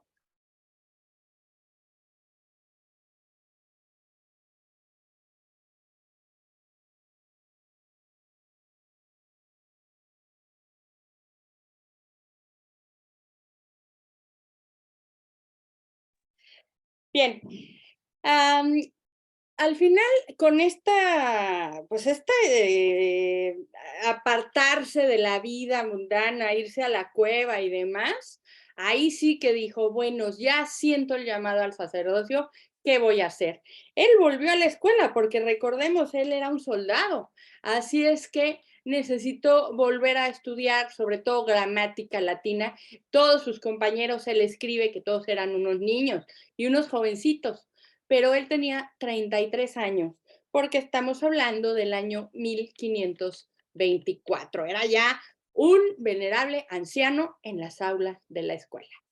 En 1529 se va a París, a la Universidad de París, y aquí es donde ya cuajan esos ejercicios espirituales, porque conoce ahí, como también nos adelantó ya Guillermo, a dos hombres que se unieron desde el principio y fueron parte de esta Compañía de Jesús, que estaba a nada de fundarse. Francisco Javier, que lo tenemos a la izquierda, y Pedro Fabro a la derecha.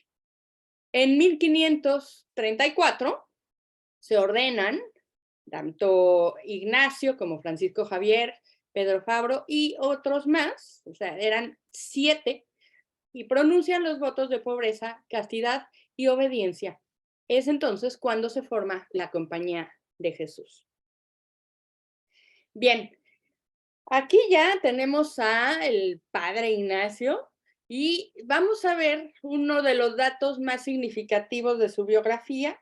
Yo no sé si saben ustedes que la primera misa que él da como sacerdote fue el 25 de diciembre, una Navidad, en 1538, en la iglesia de Santa María la Mayor, en Roma, y concretamente en la capilla de la Santa Cuna. Aquí tenemos, si la han visto, la reconocerán aquí, es el exterior de uno de los templos pues, más famosos del mundo. Para los romanos es muy, muy importante porque en este lugar está la Virgen más querida por los capitalinos y además porque dentro reposan los restos de algunos miembros de la familia Borghese, están también de papas, de Paulina Bonaparte, etcétera. Y en esa capilla donde San Ignacio hizo su primera misa, está la reliquia de la Sagrada Cuna. Según una tradición y lo que se dice, está escrito en el Evangelio de Lucas, María depositó ahí el cuerpo del Jesús recién nacido. Está dentro de esta reliquia, ¿no? Entonces, bueno, esto es un dato de los primeros de él como sacerdote. Nos vamos al 27 de septiembre de 1540. El Papa Pablo III dijo, bien, la Compañía de Jesús ya es oficialmente una orden religiosa dentro de la Iglesia Católica. ¿Sí? El pequeño grupo del que les hablaba elige a San Ignacio, o bueno, Ignacio en ese momento de Loyola, como el primer padre general de la orden. Y algo que saben seguramente es que además de los 3 votos, pobreza, castidad y obediencia, la Compañía de Jesús añade el cuarto, que es obediencia al Papa. Eso significa que los jesuitas están siempre dispuestos a aceptar y acatar cualquier misión que se requiera. Bien, tenemos que durante los siguientes 15 años, el padre Ignacio iba a dirigir la sociedad desde sus 2 pequeñas habitaciones en Roma y ahí compuso las constituciones de la sociedad. Además, escribió más de 7,000 cartas durante su vida. Eso es también algo muy interesante. Como ya nos comentó Guillermo, Francisco Javier se fue a Oriente y aquí tenemos una cartografía de los primeros jesuitas, de cómo ellos interpretaban el mundo y cómo se alistaban para viajar. Como les decía, el género epistolar fue muy importante para este sacerdote y era así como se comunicaban porque evidentemente eran viajeros itinerantes, así es que necesitaban de estos documentos para mantenerse en comunicación. Ahora, todo lo que les conté tiene sentido ahora. La Compañía de Jesús reproducía y reproduce la estructura militar, ¿pero en qué? En la educación que Ignacio había visto y había tenido, pero él le da un giro muy personal. Esa estructura, esa fortaleza se pone al servicio de la propagación de la fe católica, de ahí las misiones que nos acaban de presentar nuestros compañeros, y también porque dado esta estructura militar, se pudo, digamos, confrontar a Lutero, ¿no? Y esta reforma protestante. Al fin soldado, Ignacio configura esta orden moderna, pragmática, racional, disciplinada, ligada al Papa, podríamos decir todas estas características, ¿no? El 31 de julio, que por cierto es la fiesta de la Compañía de Jesús, muere en Roma y fue canonizado en 1622 por el Papa Gregorio XV.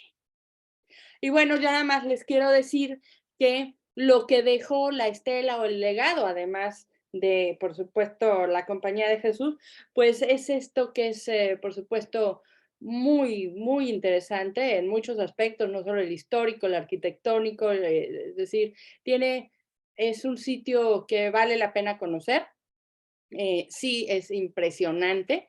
Está hecho en las proximidades, es decir, esta basílica entronca con lo que fue la casa natal de San Ignacio. Fue inaugurada en 1738 y bueno, la fachada, la parte de adelante, ¿verdad? Que es la basílica, pues es lo que más sobresale y lo que tiene, digamos, todo el oro en cuanto a, ¿cómo les puedo decir? Que te impacta, ¿no? Es decir, toda esa luz, toda esa magnificencia. Lo construyó un discípulo de Bernini y de lo más trascendente que ustedes pueden ver en esta basílica es la cúpula. Desde el suelo alcanza un total de 65 metros y tú lo que puedes ver aquí es que la linterna o la parte central desde donde se deja ver la luz es de un diámetro nada más y nada menos que de 15 metros. Esto es otra historia, tuvo problemas y complicaciones para construirse, pero valió la pena porque es de verdad impresionante, ¿no? Es el santuario de Loyola. Y bueno, aquí les digo entronca con su casa natal. Les puse 3 fotografías, una de las estancias, la capilla de la conversión y la habitación en la que nació, ¿no? La capilla de la conversión es donde él tiene una de las primeras visiones de la Virgen y a través de la cual piensa y siente que su lugar no está más ahí, que está en Montserrat, y es que de aquí entonces él se va hacia Montserrat. Fíjense cómo son 2 estilos arquitectónicos completamente diferentes. Aquí estamos hablando de una esencia completamente medieval, ¿verdad? Y bueno, aquí estaría el Museo Loyola, que forma parte de la casa, al lado de la basílica, digamos que son 2 apéndices. Y por último, ¿qué le debemos a los jesuitas? Que a lo mejor cuando lo veamos, vamos a recordarlos más. Primero, los paraguas. ¿Sabían eso? Los jesuitas, por su condición itinerante, llevaron muchísimos objetos de un país al otro. Y entonces ellos hicieron algo así, yo lo pensaba y decía, pues es como una globalización sin la tecnología que tenemos hoy en día. El padre Thompson fue a China y a Japón y ahí fue donde vio una especie como de abanicos, como los que usan nuestras damas, pero mucho más grandes y con largas varillas extrañamente forjadas y llena de letras chinas, caracteres chinos. ¿Qué pasó? Que esa idea se convirtió en los paraguas, aquí en Europa, particularmente en Inglaterra y en Francia. Y otra cosa por la que podríamos recordarlos desde otro punto de vista, que también es interesante, es que el Observatorio Vaticano, que es un centro de investigación astronómica, está dirigido por jesuitas y la mayoría de los investigadores que están trabajando ahí son también de esta orden.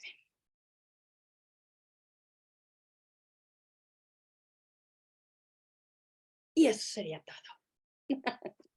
Maravilloso, maravilloso, gracias. Muchas gracias, Aminta. Espero les haya gustado. Tengo aquí una convaleciente, perdón, por eso paré un poco la pantalla. Ya se me andaba escapando. Pero bien, espero les haya gustado. Me parece muy interesante, sobre todo, entender de dónde venía el ser humano, de dónde venía el hombre, y sobre todo porque siempre hemos escuchado que los jesuitas son esos soldados de Dios, ¿no? Son estas personas que defienden, que viajan. Un dato interesante también es que para poder evangelizar, ellos adaptaban a sus, digamos, herramientas o métodos la cultura de aquellos que iban a evangelizar.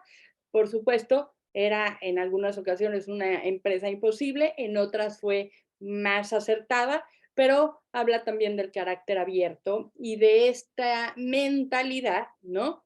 De esta estructura, digamos ya militar de su fundador. Y pues por mi parte sería todo. Espero les haya gustado, hayan encontrado algo interesante. Maravilloso, los 3, bravo. Sí, muchas gracias también. Gracias. Y bueno, Gracias. Guillermo, Lupita, Muchas gracias. Sí, Lupita. Gracias, gracias Mario, por muchas acompañarnos. gracias a ustedes. Gracias por su Muchas gracias. presencia. Nos vemos pronto el mes que entra. Nos vemos el último Gracias. lunes de mayo. A ver a dónde nos vamos. Ya saben que ustedes tienen alguna consideración, quieren que nos vayamos a algún lado especial, pues mándenos a cualquiera de los ¿Qué tres quieres? la cartita y con mucho gusto. Lupita, gracias. Muchas Gracias. Gracias a los tres. Gracias por esa Gracias. comentaria amplia. Fascinante. Muchísimas Buen día, buena gracias, semana de a todos. verdad. Gracias. Bye. Muchas gracias. Saludos a Ana. Gracias. Gracias. Gracias, adiós, bye. Gracias.